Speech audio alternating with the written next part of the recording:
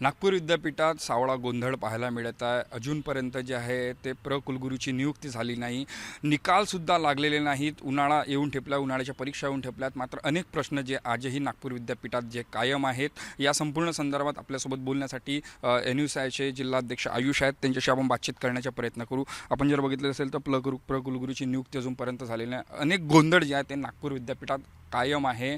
काय आपलं मत आहे? गेल्या मागच्या 1.5 महिन्यापासून इथे कुलगुरू आणि बाकीच्या ज्या रिक्त जागा आहेत ह्या भरल्या गेलेल्या नाही आहेत आणि मुख्यमंत्री असं वाटतं की मुख्यमंत्री घरून हे युनिव्हर्सिटी चालवत आहेत। आम्ही गेल्या काही दिवसांपासून ह्या युनिव्हर्सिटीमध्ये प्रयत्न केले आहे VCC बोलण्यासाठी या विषयावरती, कारण की यांनी खूप गोंधळ होतो आहे, विद्यार्थ्यांचं नुकसान होतं आहे।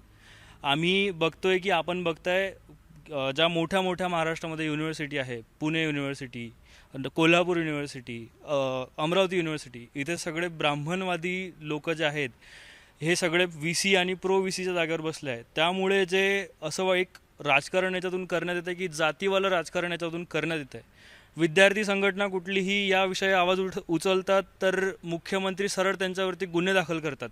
आम्ही गेल्या मागच्या 1.5 महिन्यात अशा ॲक्टिव्हिटी केल्या युनिव्हर्सिटीमध्ये ज्यामुळे आमच्यावर गुन्हे दाखल करण्यात आले आहेत।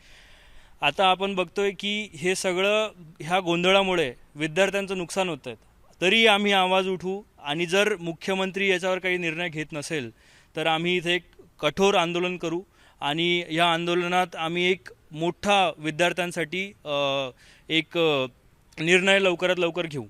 आपण जर बघितलं असेल तर अजूनपर्यंत जे आहेत ते विंटर सेशनचे जे आहेत ते निकाल लागले नाहीत, शैक्षणिक कुठेतरी दुर्व्यवस्था अजूनही कायम आहे। काय सांगायला संपूर्ण संदर्भात?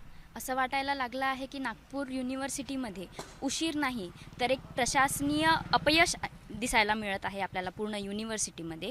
आतापर्यंत जे समर एक्झामिनेशन्स आहेत त्याचे टाईमटेबल्स बाहेर आले नाही आहे, विंटर एक्झाम्स जे आहेत त्याचे रिझल्ट्स बाहेर आले नाही आहे। गेस वॉट, प्रॉब्लेम्स कोणाला होत आहे? स्टुडंट्सला। ऑफकोर्स प्रत्येक वेळेस एक सेम एक्सक्यूज देऊन यांनी रिझल्ट्स काढत नाही वेळेवर, ना वेळेवर यांना टाईमटेबल काढतायत।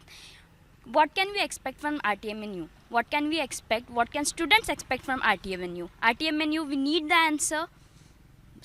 आपण बघू शकता की अनेक प्रश्न जे आहे अजूनही कायम आहेत, त्यासाठी जे आहेत ते स्वतः जे आहेत ते मुख्यमंत्र्यांना भेट घेणार असल्याचे मत जे आहे ते NUSIकडनं जे आहे ते सांगितलं जात आहे। कॅमेरामॅन मंगेश मोहितेसह तेजस मौतुरे, जय महाराष्ट्र न्यूज, नागपूर।